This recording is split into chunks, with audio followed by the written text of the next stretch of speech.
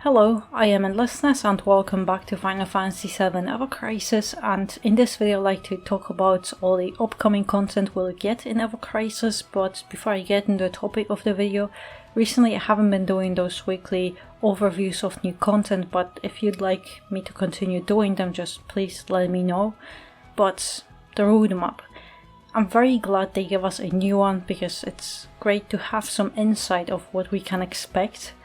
And also note that October has no mention of anniversary, so I'm guessing that those anniversary events will run for a few more weeks, but this 1 year anniversary is over now.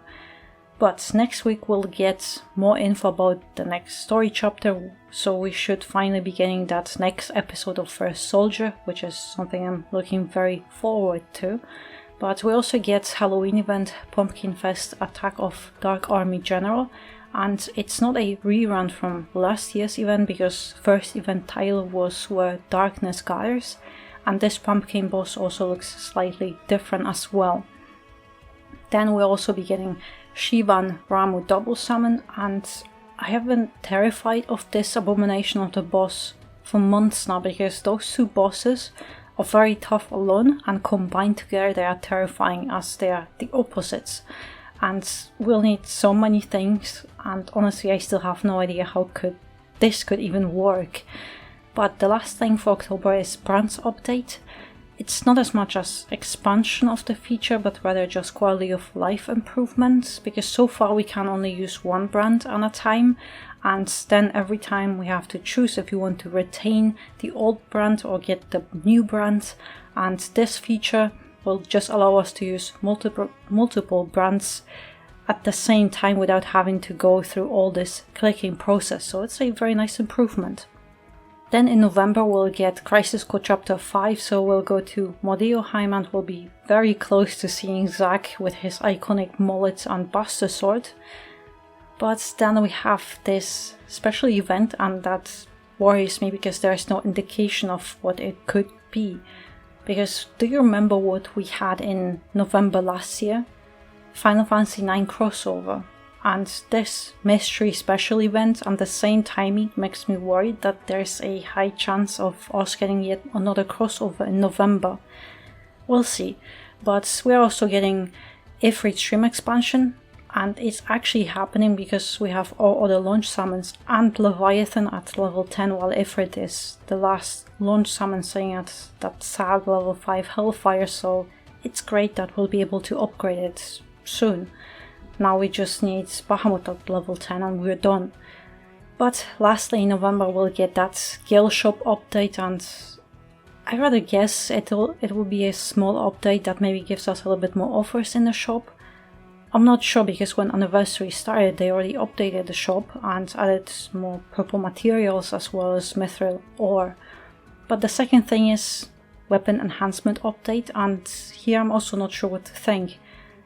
I dare to place my bet on weapon level uncap, as we have gotten one over 6 months ago.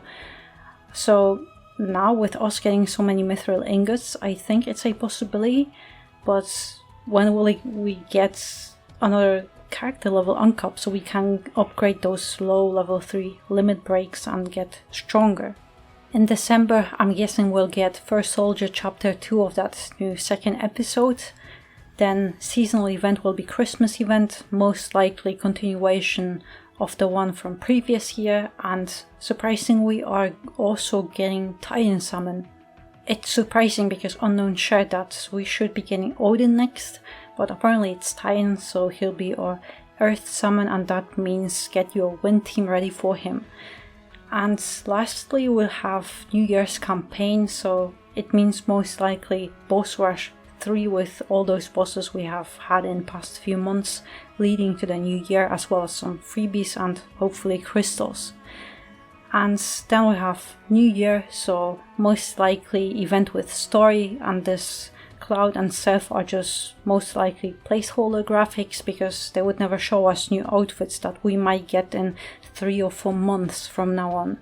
But seeing how they give us summer outfits rerun in a banner, I think there is a possibility they could do the same thing for Christmas and New Year outfits and do a rerun banner in the same way. So, I dare to say the most exciting thing we got from this 1 year anniversary right now is this roadmap for the rest of the year, because to be perfectly honest, comparing this anniversary to half year anniversary, I find it underwhelming and disappointing to say the least. I miss those weekly teasers we got for each week. Back then we got weapon level uncap, character level uncap if I remember correctly, high wind and more.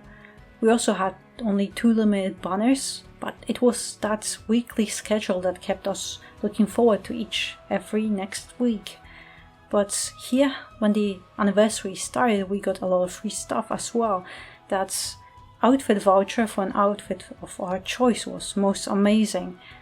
Ultimate weapons are more than great new addition. We have Bahamut event to farm physical brands and those 2 towers with new floor every day. And then battle ranking returns, ranking format that is least favorite for most people, and they made it even more grindy and worse. But also during the half anniversary we got 2 limited banners that featured 2 characters each, but here they split them, so we got 4 single character banners. I understand why they did that, so we would have to pull more, but I wish they didn't do that and kept them as double character banners instead.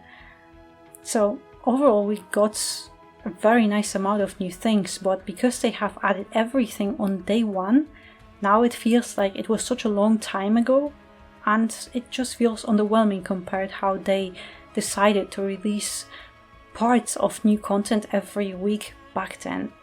But yeah, limited banners will now be ending with Clouds, ending in 3 days I think, and the other ones will slowly follow, while Bahamut event and the towers will still be available for a few more weeks. Also, by the way, I have been tracking our crystals income since August, and this month, with all this big anniversary, we have gotten 62,000 crystals. Comparing it to last month, we got 51,000, so it is a little bit surprising because we have gotten only 11,000 more. And don't get me wrong, I'm very grateful for every single crystal we get, but seeing how this 1 year anniversary is the biggest celebration of the year, I expected a bigger increase compared to last month, but I'll keep tracking them just out of curiosity. But yeah, that would be all. Those roadmaps are great and I hope they will continue them, but in the meantime I'm curious what your thoughts are, and thank you very much for watching and I hope to see you next one.